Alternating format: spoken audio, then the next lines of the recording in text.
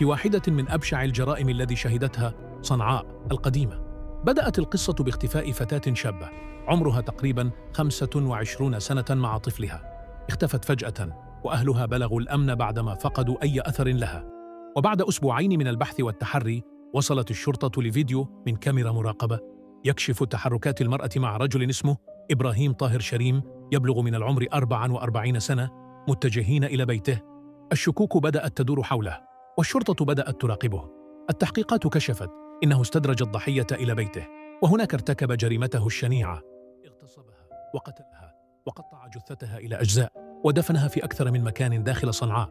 لكن الصادم أكثر أنه بعدما ارتكب جريمته أخذ الطفل الرضيع وتركه أمام أحد المباني في حي سكني، ثم اختفى من المكان وكأن شيئا لم يكن. الجريمة ما وقفت هنا.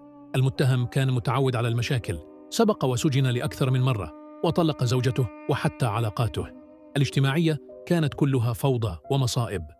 بعد متابعة وتحقيقات دقيقة تم القبض عليه من قبل شرطة العاصمة، واعترف بجريمته وتم استخراج الجثة، والآن سوف يتم تحويله إلى العدالة لاستكمال الإجراءات القانونية. قصة موجعة تهز القلب وتجعل كل إنسان يعيد تفكيره في الأمان المجتمعي وفي أهمية مراقبة كل سلوك مشبوه من حوالينا. لا تنسوا أن تشاركوا الفيديو وتكتبوا آراءكم في التعليقات.